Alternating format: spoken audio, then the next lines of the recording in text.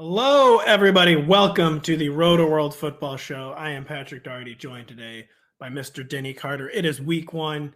It is the regular season. I say that, but you probably are still drafting the next 2 days still.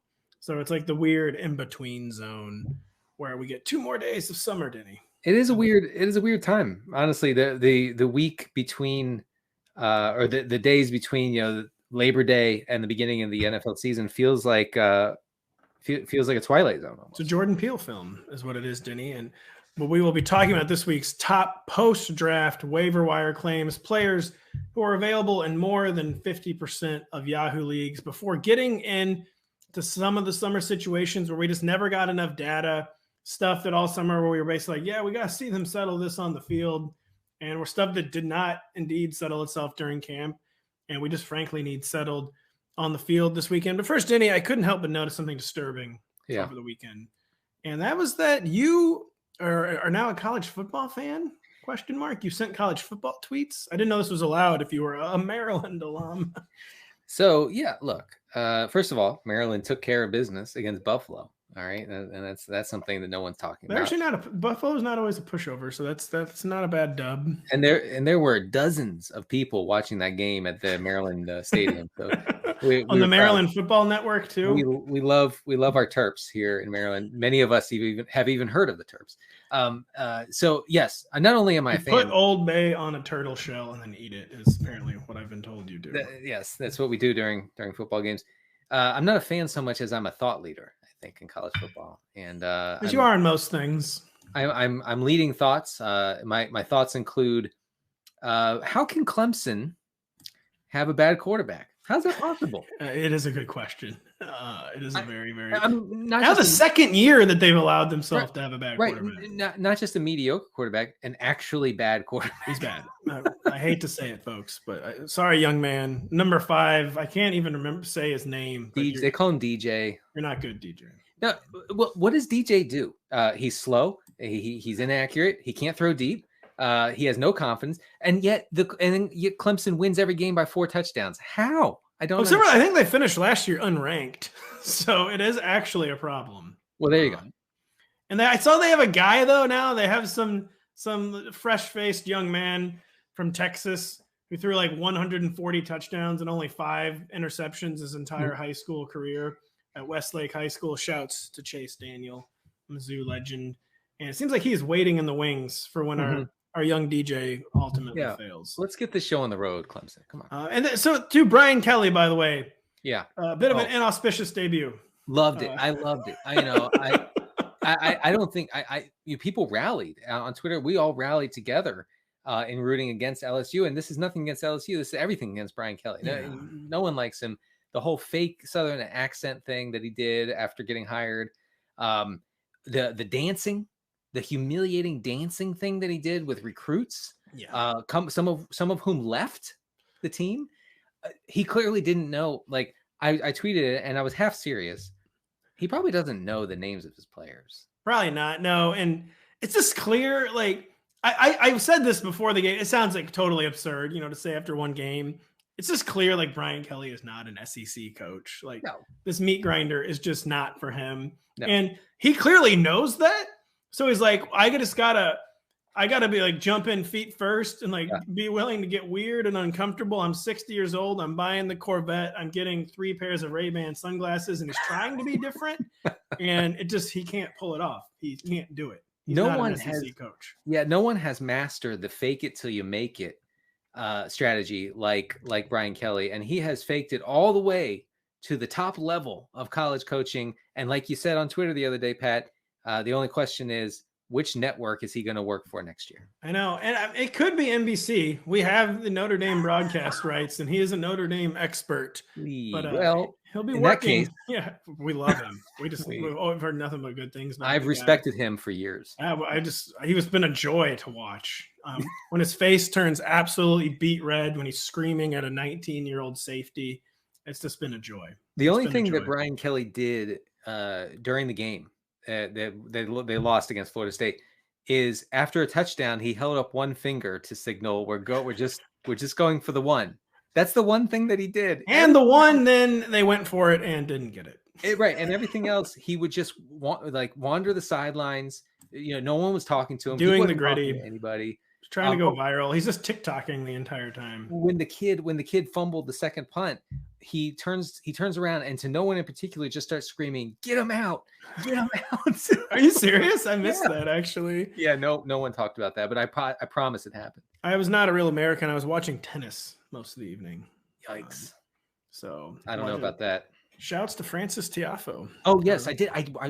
Pat, I'm not joking. I watched that match. He beat Mr. Rafa. We love Rafa, but we love our Americans more. I have never felt such patriotism as rooting for that young man. I love Rafa, but time to see the stage. Time for us to see the stage to football talk. Chris Godwin, Denny, he says it's 50-50 if he's going to play this week. Basically, that it all comes down to feel. The feel has involved shedding his knee brace, which is always kind of a milestone in your recovery from a torn ACL. So he's practicing without a knee brace, aka he's trusting the knee more and more and more. But he doesn't know if he's going to be out there week 1. And I don't really know what the question is, because if you draft Chris Godwin and he plays, you're going to play him.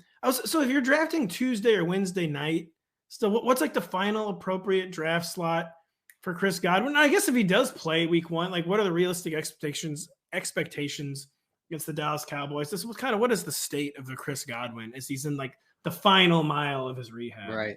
Well, his ADP has ticked up a little, but I think that's warranted because now it was too low all summer. It really was. I mean, but so I would maybe push back on that a little, just because first of all I did fade him, and the reason is because it seemed overly optimistic that a very late season ACL could result in a week 1 debut. And now, was it out of the question that he could debut in week 3 or 4? Of course not. Okay.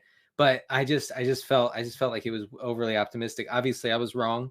And whoever drafted him as their, I don't know, wide receiver 3. A lot of times wide receiver 3. Even in like the sharp leagues, I've seen Chris Godwin be a wide receiver 3. I mean, that is unreal value. Even if he's not 100%, even if he doesn't get a full complement of snaps and routes in week 1, even then you're good. And honestly, if you hammered Mike Evans and thought, okay, well, I'm going to get like a month of crazy production for Mike Evans, that dream is dead, unfortunately.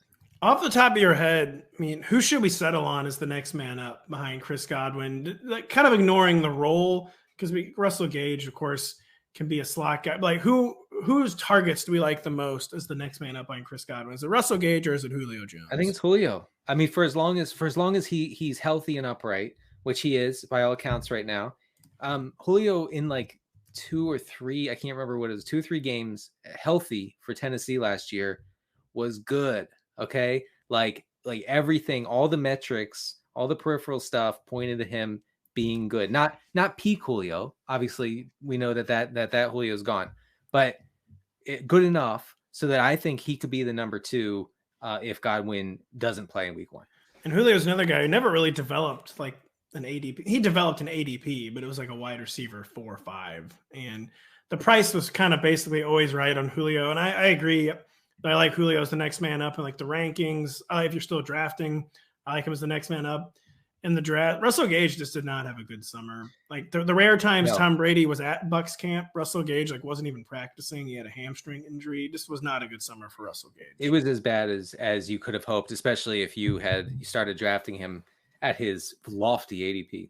I thought you were going to say you were doing that, but then your tone of voice, I could tell that you were not actually. Do we know who were the Russell Gage drafters?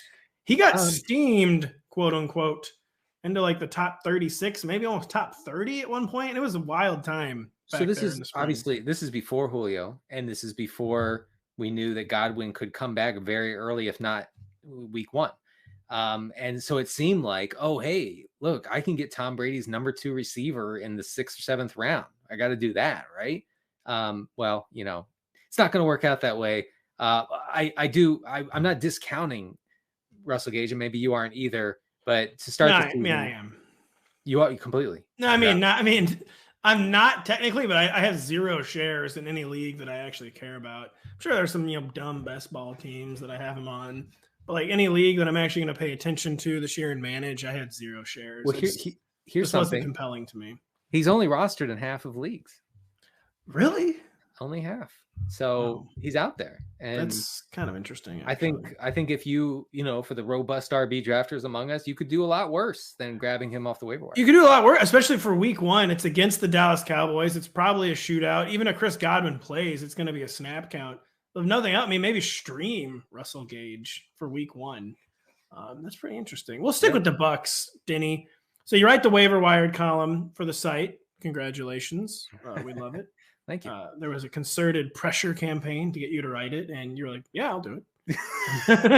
And so you're doing it. It was just for the listeners, real quick. It was, it was lots of tiptoeing around, and like, do you think you can take this on? Like, you don't have to. And I mean, we knew you could. I think for some reason there's speculation you wouldn't want to. I was like, yeah, sure.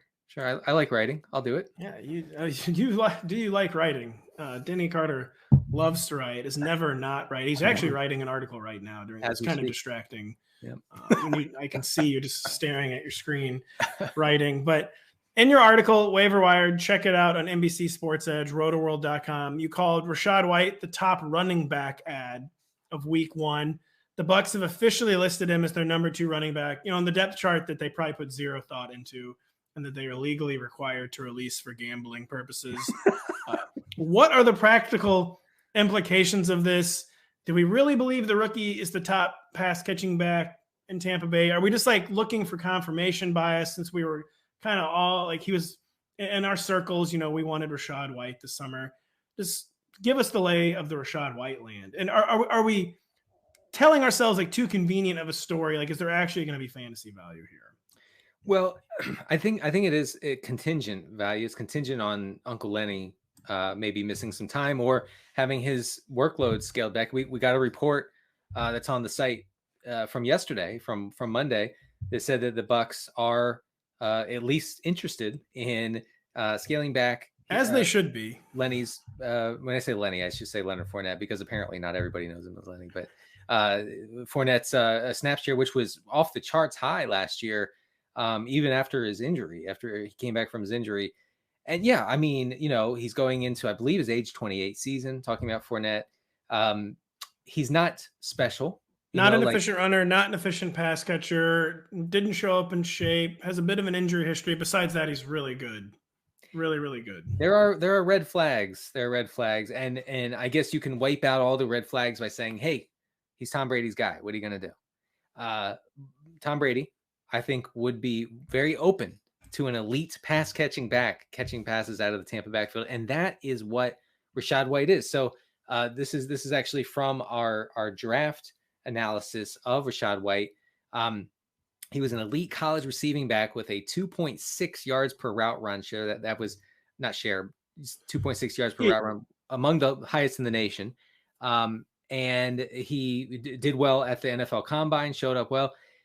Now, he doesn't profile as like an elite every down back, but in Tom Brady's backfield, catching passes obviously is where it's at. Albert Breer from Sports Illustrated said 2 weeks ago, Rachaad White is the best pass catching running back Brady has played with since James White, which is saying something. And I think it's true. It is. I think there's more than enough smoke here, and just more than enough plausible dot connecting. Leonard Fournette defaulted into third down roles because Keyshawn Vaughn wasn't ready, and Giovanni Bernard was just kind of cooked. He defaulted into it, and like I said, was never efficient. He was like wildly prolific, like catching 1 million passes and then averaging like 6.5 yards per catch, doing nothing from a yards per route run basis. Basically, he's catching the ball and falling, which is valuable in and of itself if you can at least secure the ball. Right. But it's a situation they've been open to upgrading for a long time. And if you're a championship football team, use a day 2 pick on a pass catching back. It's not to like let him, like cool his heels on the sideline. It's because you want it. The Bucs fantasy managers want this to happen, but it's important to remember the Bucs also want this to happen. And we can maybe get ahead of ourselves and like saying it's happening, but it really is important to remember the Bucs do want this to happen, and it might be happening. And Rachaad White should be 100% rostered not like 45 or whatever it is. Right. Going into week 1, he should be 100% rostered just to see what happens. And especially if you're trying to fill your bench with guys who could pop, guys who could take over a reliable role that makes them RB2s or whatever, you have to get White right now. You really, really do. So you called Rachaad White the top running back ad. You called the top overall ad Rondale Moore. Why are we telling people to get hurt again, basically, with Rondale Moore? And it is funny. And I was reading your article this morning. Like, I was thinking about, man, like I did not get aboard the Rondale Moore train, like any of my redraft leagues. And this morning I really was kind of like feeling regret just because the targets need is really acute for the Cardinals, like really, really acute. And it says, tell the folks why Rondale Moore is the top ad amongst players who are under 50% rostered right now. I mean, I was kind of surprised that Moore wasn't rostered in at least half of leagues. It's 29%, like you said. Yeah, you're playing like expert fantasy, like our little world. He's been 100% rostered since the second he entered the NFL. But in like normal, the real world, he's not. And so, sorry, I just had to. It's fine. It's fine. You're passionate about Rondale Moore. I get it. Not as passionate as our own pet Crane, but still. So he's a Rondale Moore lower back tattoo, right? Which I thought was weird, but it was weird that he just was. It was the first thing he did when he walked in the hotel in Canton, Ohio. Show it to us. Yes, I'm going to try to talk about Rondale Moore now. So yeah, I mean DeAndre Hopkins and a 25% target share are gone for 6 weeks. So I think that, Rondale Moore's usage as a receiver, not just near the line of scrimmage, but hopefully a little more downfield. Please, Cliff Kingsbury, if you're listening, consider this. Is potentially short-lived because Hopkins will be back at some point, and if he's anything close to normal DeAndre Hopkins, which is there's some question about that, then Moore is not going to be a priority. But last year, and I have this in the column, Moore averaged 6 receptions on 6.5 targets in games where he basically operated as a starter for Arizona. Now it was 6 of 6.5 because he was catching basically all screen passes. Yes. His ADOT was 1.3. His ADOT was basically, it just said safety because every time he caught the ball, it was as far back on the field as possible. He was catching the ball in his own end zone every single time. Here's the thing about a 1.3 ADOT. You still get the 1 point for you do. That's why it's the world's perfect scam. Cash only bar, no questions asked, points per reception. He's a potential scam, I think, in this offense. I don't see Marquise Brown as like a huge threat to take over, dominate targets. That's nothing. He does not profile as that kind of receiver. I think Moore probably profiles more as that kind of receiver, judging from his excellent college profile. So I think Moore should be rostered in at least half of leagues. We only take cash. There's no money laundering going on here, folks. It's not a scam at all. PPR. That's right. PPR. Denny, so you wrote up every position, including kickers, which... hey, the lawyers, we talked for 6 weeks, and the lawyer said fine. So, and also, kickers is actually an extremely important waiver wire position as the single, maybe most streamed position there is. So check out even the kickers in waiver wired. But so you wrote up quarterbacks. You wrote up every position. You said this week that you would narrowly prefer to stream Matt Ryan against the Texans as opposed to Jameis Winston against the Falcons. It is a great setup for each. I was going to ask you from a season-long perspective. Again, a lot of experts leagues, these guys will be on the waiver wire all year.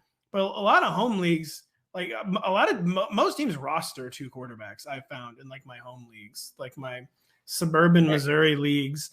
From a season-long perspective, so both these guys are bumping right up against 50% rostership. Would you prefer Jameis Winston or would you prefer Matt Ryan? Like, who's basically more likely to like kind of force their way back into the top 12 this season, Jameis Winston or Matt Ryan? I think it's Matt Ryan. Both teams have, the Colts and the Saints have insanely soft schedules, both in the top 10 as far as the easy schedule goes. The Colts have, I think, the 4th easiest schedule. They play a terrible AFC South. Obviously, that's good for Ryan. But I think Frank Reich coming out over the past like 3 weeks and saying multiple times, we're good with passing. We want to pass. Like we don't want to do that thing where we're running it on 2nd and 13 while the game's tied in the 4th quarter. like they had to do last year to hide Carson Wentz. Okay. Matt Ryan is a big upgrade in every facet to Carson Wentz. And I think with Pittman, Alec Pierce, and Paris Campbell, as long as he can stay healthy, and Mo Alley Cox, I know, he's a little bit of a tease, but those 4 pass catchers, a little bit might be underselling it. Plus, yeah, he's a lot of a tease, a big tease. He's also a large man, so I don't want to say too much. But quite large. And Nyheim Hines, a great pass catching. I think that it's very underrated pass catching group for Matt Ryan to work with here. Easy schedule. I would go with Ryan, especially because if the Saints operate anything like they did last year when they were 3rd lowest in pass rate over expected, they are going to want to establish and keep Jameis from making those brutal back-breaking mistakes that he's famous for. That's the thing, is that I just don't think that's plausible with Jameis Winston. I think we are going to get like Jameis unleashed this year, really? Despite Dennis Allen's best intention. I mean, this guy, he's not going to be an entirely new human. Like, it was even Jameis, like when it's Traquan Smith and Marquez Callaway, understands like, okay, I can't be cutting it loose like every play. But the whole face of this offense changed this offseason, where they've upgraded all 3 of their top 3 receiver spots. Chris Olave, like profiles on paper, is such a good Jameis Winston connection. And Matt Ryan is going to have him smoked from an efficiency perspective. But I do think we're going to get the middle ground between 30-30 Jameis and then last year's like 30 total attempts Jameis, like the entire season, where I think we are going to get some of the good old days with Jameis. And I'd rather take my spiked weak shots. So if I'm having a number 2 quarterback, I want it to be like spiked weak shots. And I think I would prefer Jameis over Matt Ryan from that perspective. But I also couldn't begrudge just like hitching my wagon, like the steadier hand and Matt Ryan and his efficiency. Right. I think we will get spiked weeks. I'm looking forward to it as someone who invested pretty heavily in Saints players in best ball. I just, gosh, that's... I think they're woefully mistaken if they think that's a sustainable approach with Jameis Winston. I just don't think he has it in him. I hate it. Like from a personal standpoint, I despise it. Like, Jameis is fun for fantasy. In Tampa, that was fun stuff. I don't care if he threw 4 picks a game. That was good, and I liked it. And last year, they were running Alvin Kamara off left tackle 30 times a game. That was horrible, honestly. That was really horrible, and it makes me stunned still of all the offseason moves that didn't happen, that the Saints did not get more serious about a number 2 running back, because they cannot be giving Alvin Kamara 25 carries a game. He's not fit for that role. He probably shouldn't even see 10. He should be in the old range of 12 to 15. He's not a 20-plus carry player. Maybe he could be if the overall environment was better, but it just doesn't seem like he wants that role. He's so good at being like the DeAndre Swift role, basically. Yes. Consider that. The thing that he was good at, consider doing that again, Saints. Consider doing that, and consider staying with us when we're right back after this. Don't forget to check out Matthew Berry's new show, The Fantasy Football Happy Hour with Matthew Berry. The legendary fantasy football analyst is back with NBC and Rotoworld, doing what he does best, discussing sleepers to draft, rolling out his love-hate list, breaking down who to start and sit, and so much more. There are also plenty of actionable information along the way for you sports bettors as well. Check it out weekdays at noon on Peacock, or listen to the show on podcast form wherever you download and subscribe. Denny, it's week 1. The football season is beginning, but we need more information still. Despite 6 months of talking nonstop about every conceivable plausible outcome of the season, there's still a lot we just never had enough data, and we were basically screaming into the void, guessing. Yes, and there are some situations that just have to be settled on the field, and we're looking forward. It might not be settled in one game, but it's going a long way towards getting settled on the field this weekend. And the first situation you wanted to talk about, a really, really, really fascinating one, because it has sprawling fantasy implications at seriously every fantasy position. How run heavy are the 49ers going to be with Trey Lance under center? And just what should we be looking for in this 49ers game this weekend, Denny? Yeah, I really, really want to know the pass rates or pass tendencies of a few teams, including obviously the 49ers, which is why the first thing I mentioned to you, and when you mentioned this topic, was we have to know about the 49ers. I have hopefully you still want to talk about it. I don't. Let's move on. Okay.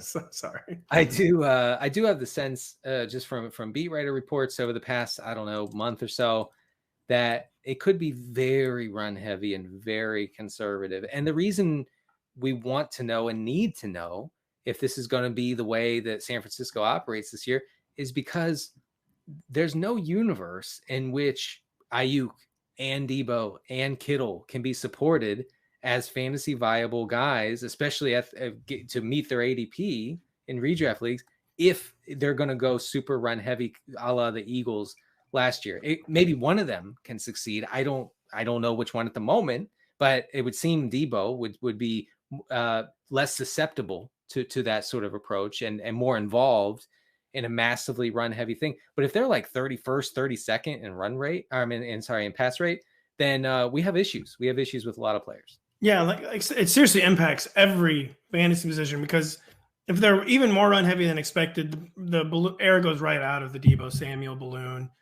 George Kittle has to block as much as he was last year. Like, talk about it, just not a non-entity in fantasy, but probably not a top 5 tight end. They are claiming that Tyler Kroft is going to take some of the blocking of George Kittle's plate, but George Kittle has made the fatal mistake of being good at blocking those. We always stop trying. You got to stop trying, George. Stop, George. And if the run heavy too, is that good for Elijah Mitchell? Is it bad because Trey Lance takes all the high value touches? Yeah. Who is it good for behind Elijah Mitchell? Shanahan, he's just dying to claim someone off waivers on Wednesday and make them the number 2 running back. So yeah, it has its tentacles, and not just every fantasy position, but really, really important fantasy situations. People went in on Brandon Ayuk toward the end of the summer. Yeah. And it's just, and it's it was a leap of faith, basically. So because as you and I talked about all this summer, the 49ers never cut it loose with the praise of Trey Lance. And it certainly seems like someone going to be like, Trey, you see that man's gut over there. That's where you're going to be putting the football. Right.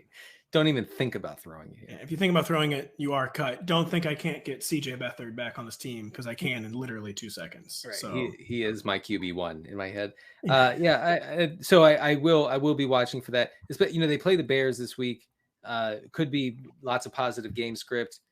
Maybe that won't be as telling as it would in a back and forth type game, but it is worth monitoring. It is worth monitoring. By the same token, there's almost as much writing on what the Eagles offense is going to look like. And the Eagles, who essentially became like a late 1970s running style offense after week 6 last year, running the ball more than 50% of the time.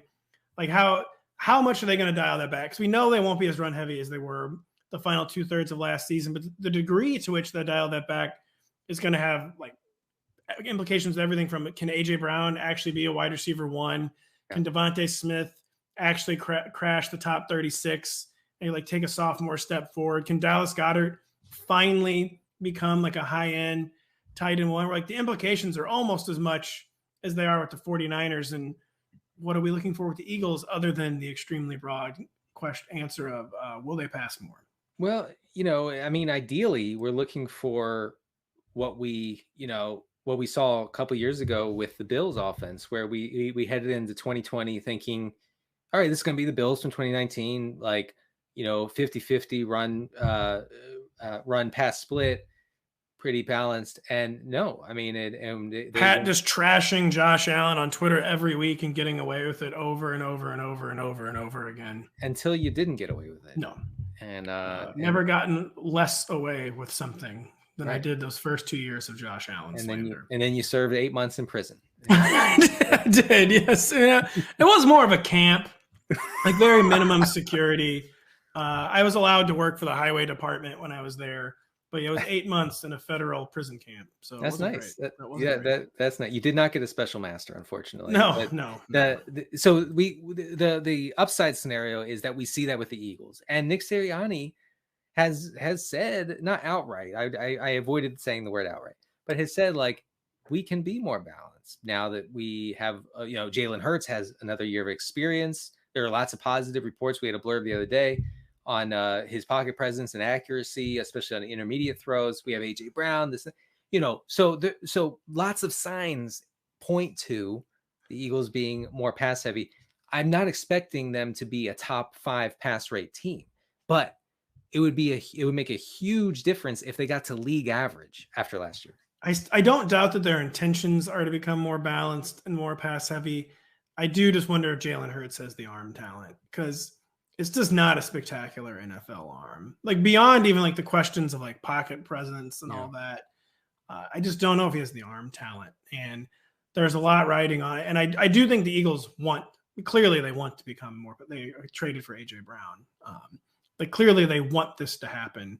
Well, this week 1 is gonna be the first data point, and if it can happen. And it's a very small sample size, but I'd like to mention, if you don't mind, Jalen Hurts' preseason stats, which are lay it on us. Yep. I'm laying it on you. He was 7 of 8 for 80 yards and a touchdown. I think he showed, and there were a couple throws that I grind a lot of film. I was very impressed. So please, Jalen Hurts, take that next step forward, because it would be amazing. And if he does, he's in the mix to be the number 1 overall fantasy quarterback. Absolutely. So that's another thing. It's not just the players beyond him who will be affected. It turns Jalen Hurts into a league winner, basically. So we talk about the running quarterbacks, the dual threat quarterbacks, the guys who have an effect on every single player in their offense.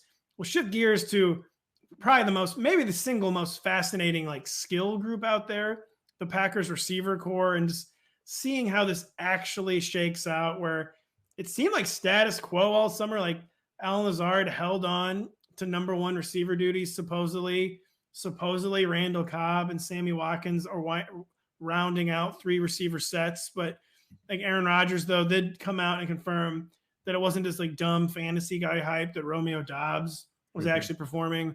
Said he wasn't going to be treated like a Packers rookie receiver is usually treated, AKA like stuffed in the closet and ignored and like never targeted. Like Aaron Rodgers said they need Romeo Dobbs to be an actual part of the offense. What will be telling in this Packers receiver group this weekend, Denny? What should we be looking for as we finally, our long national nightmare ends and the Packers receiver core finally sorts itself out? Right. Yes. Well, I think, as far as Dobbs goes, I think Rodgers saying that he would not be held to the same standard as previous Packers receivers is an tacit admission that, hey, we're not very good with the pass catching. So I can't afford to ignore Devonta Adams for 2 seasons this time. Yeah. So Dobbs could just fall into that.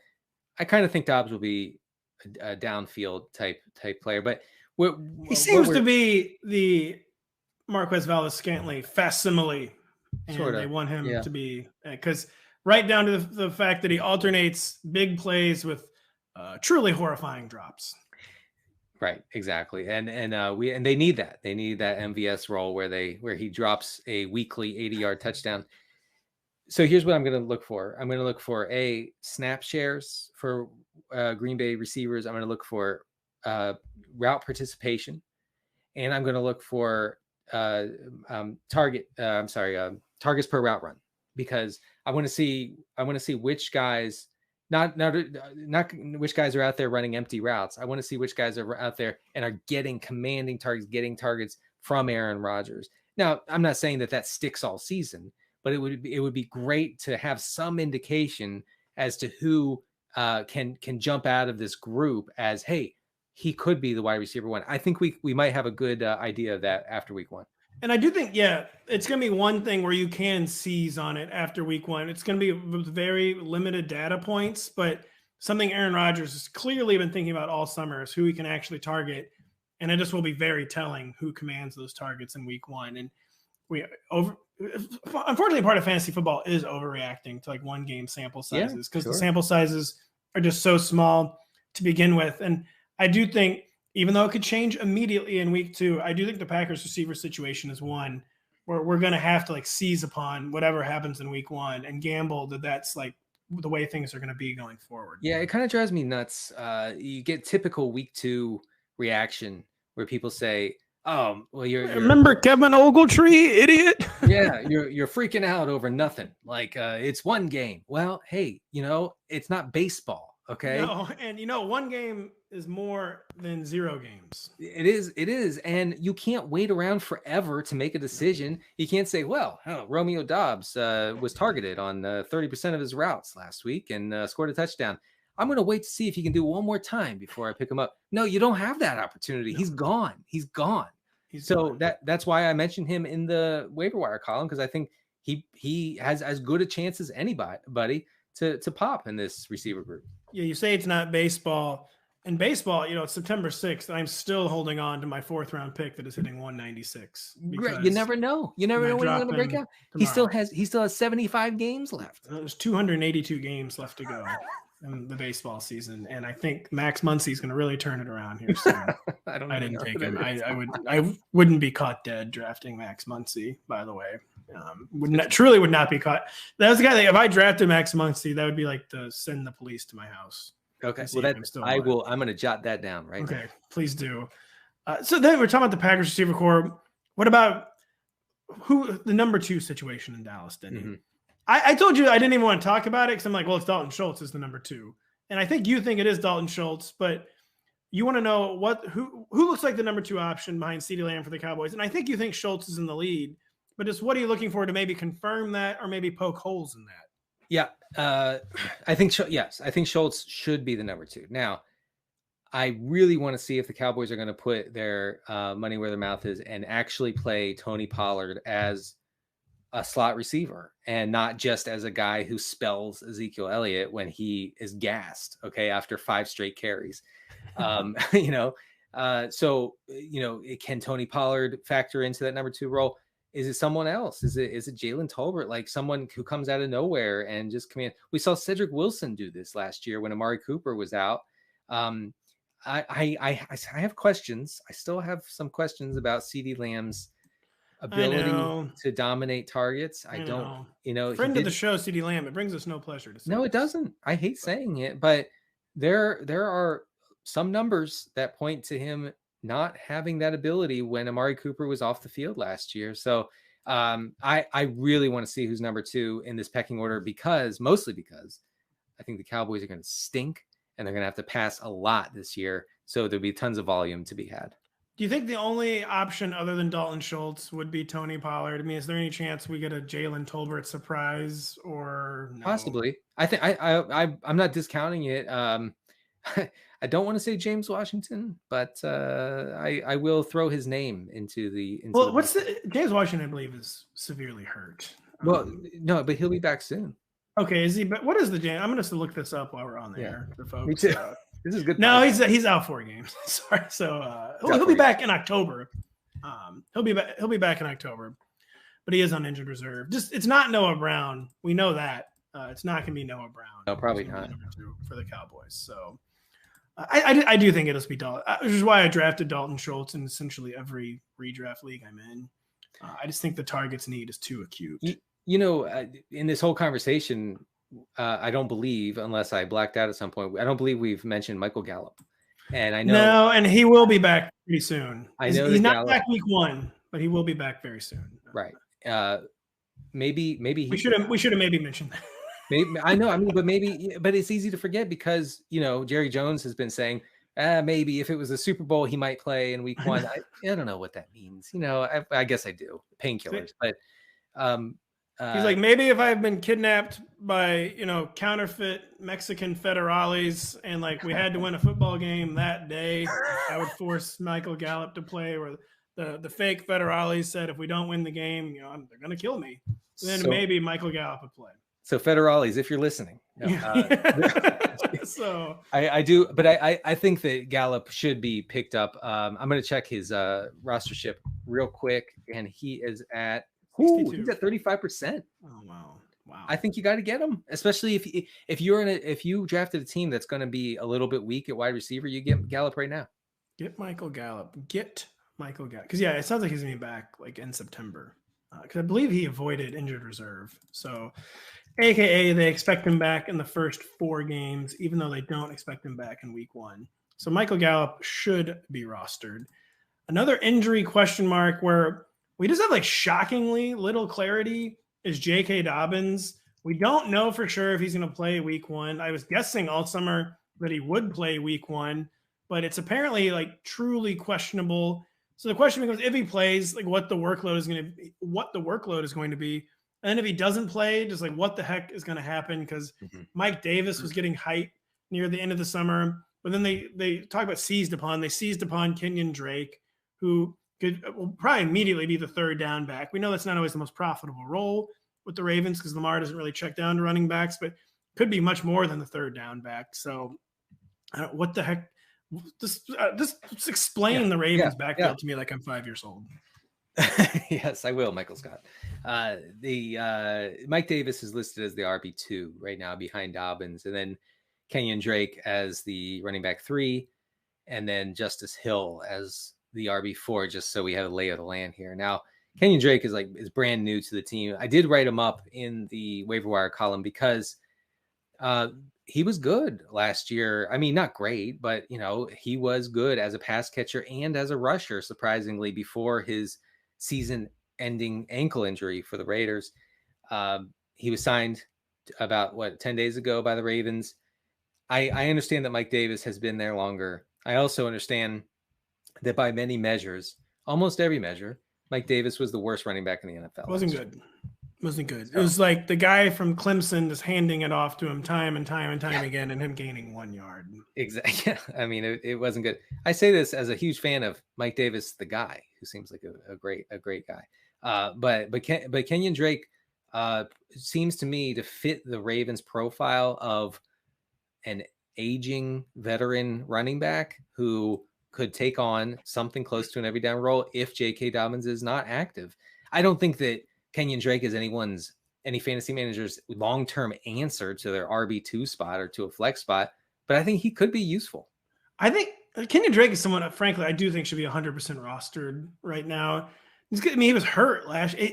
He's not like in the total, he's in like the declining phase of his career, but he's not like declined. Like he's not like at the bottom yet, or I think he could be like shockingly productive and involved. And again, we don't know how it's going to unfold. I think there's enough uncertainty and volatility there that I would want Kenyan Drake to be 100% roster. I guess Mike Davis is. I mean, we know none of these guys aren't actually 100% roster. I'm thinking of again like leagues where there are no good players left by round. Yeah, right. I still don't really know how that happens. But I want frankly I want Kenyan Drake on my team more than Mike Davis. Me too. Okay, good. There's reason to believe that Kenyan Drake has something left and Mike Davis does not. So let's go with Drake. Let's go with Kenyan Drake, and let's go with us right after this break. The NFL season is finally here, and the NBC Sports Predictor app is giving you 2 shots at winning $100,000 by entering Sunday Night 7's free contest. Sorry if you're watching, I'm going to redo this ad real quick. Adam, counting myself in here. 3, 2, 1. The NFL season is finally here, and the NBC Sports Predictor app is giving you 2 shots at winning $100,000 by entering Sunday Night 7's free contests. The first is on Thursday by guessing what will happen between the Bills and Rams as the teams usher in the 2022 season. Then on Sunday night, you will have another chance when the Buccaneers face the Cowboys. So if you don't have the Predictor app, go download it now. Are the Bills... Oh my gosh. I just Ron Burgundied myself where I started reading. I'm sorry if you're watching this on YouTube, but they're horrified. They are horrified. And I gotta read this one more time. And you're gonna leave if you're watching on YouTube right now. I'm leaving. I'll see you later. Let's leave. Sorry, producer Adam. 3, 2, 1. The NFL season is finally here, and the NBC Sports Predictor app is giving you 2 shots at winning $100,000 by entering Sunday Night 7's free contest. The first is on Thursday by guessing what will happen between the Bills and Rams as the teams usher in the 2022 season. Then on Sunday night, you'll have another chance when the Buccaneers face the Cowboys. So if you don't have the Predictor app, go download it now. Denny, if the people listening on the podcast, they have no idea that I just read a promo 3 times. 3 times? I thought it was 25 times. It actually probably needed to be a 4th. I slipped up again. I took a nap. I slipped up again. I fed the dog. I slipped up again, but I'm not going to read it a 4th time. No offense to the Predictor app, which is really good. It's really, really good app. It's fun. It is. But it's week 1. I'm having the talkie problems.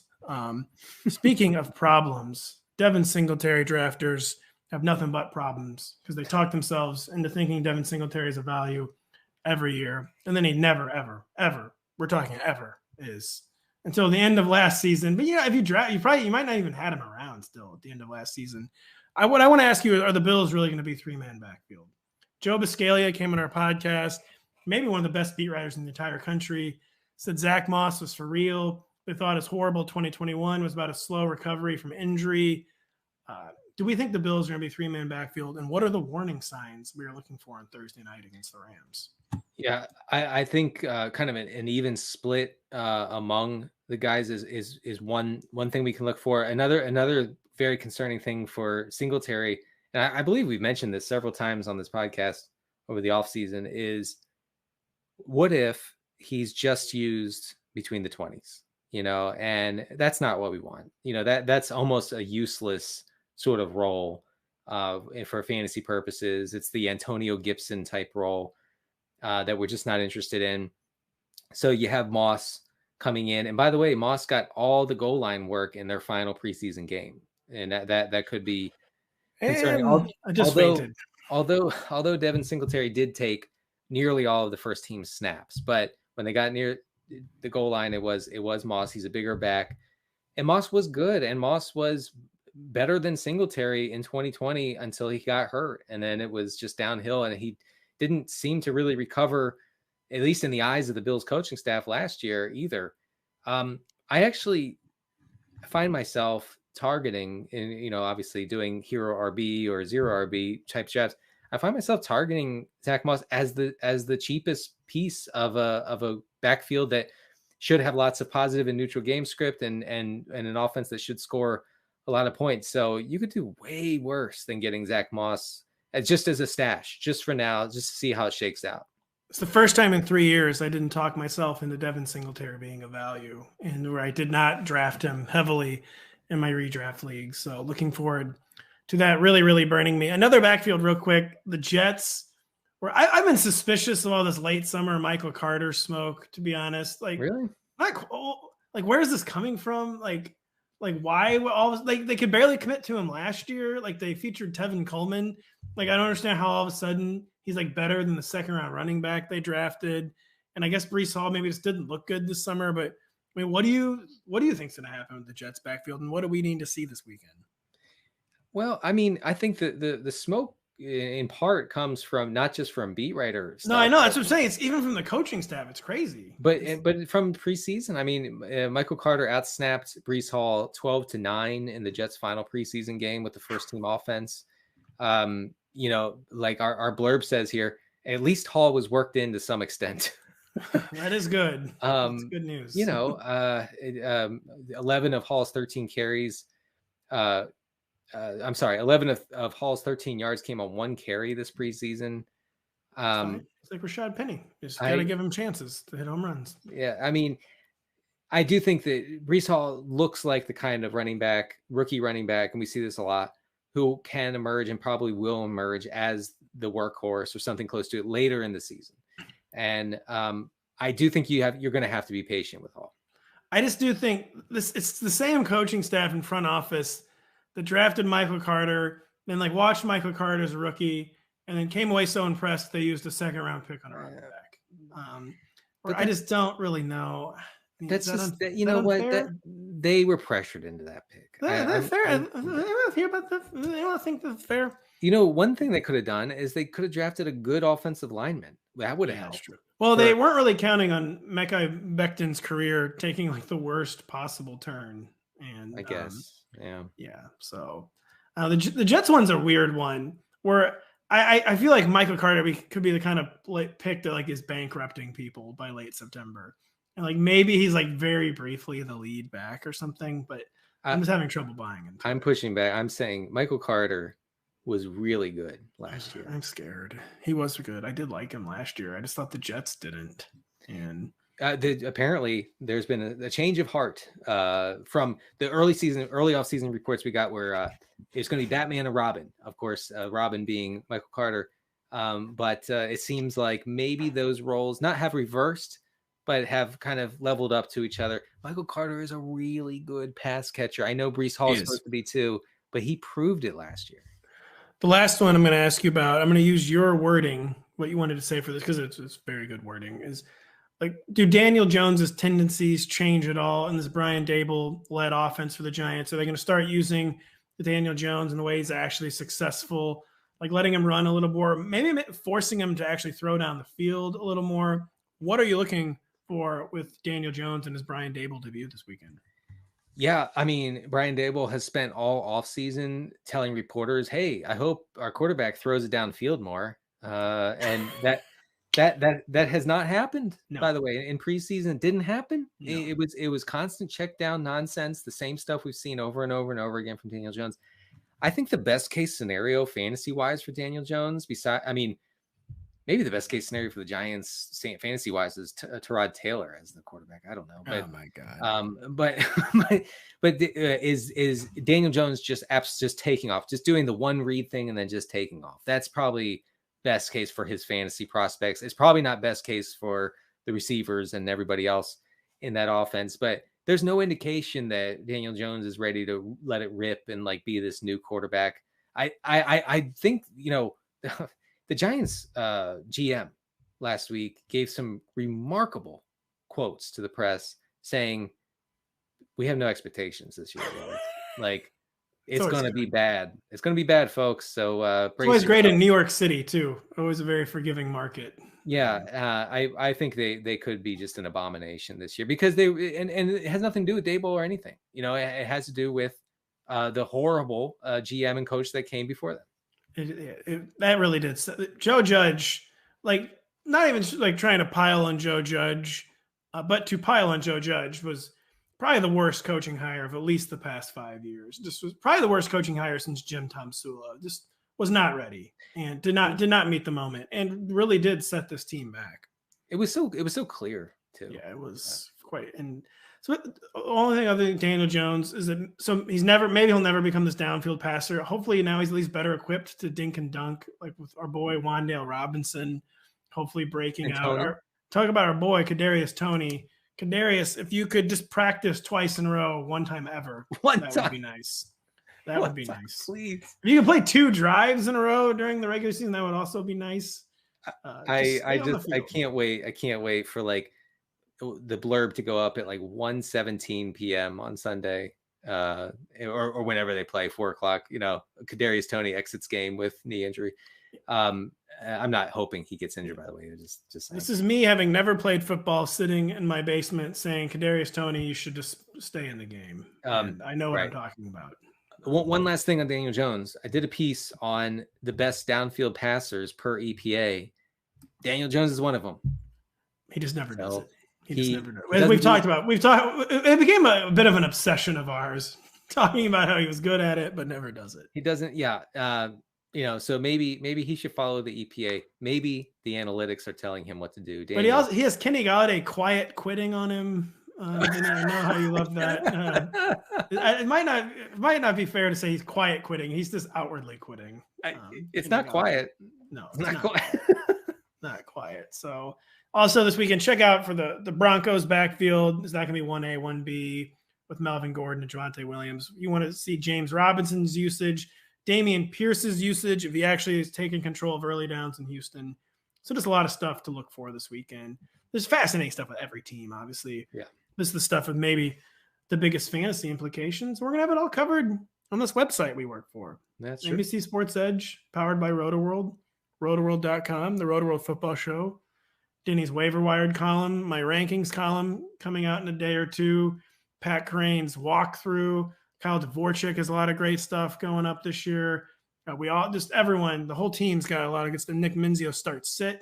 I'm forgetting stuff, but check it out. Keep it locked on the website. Thank you for listening.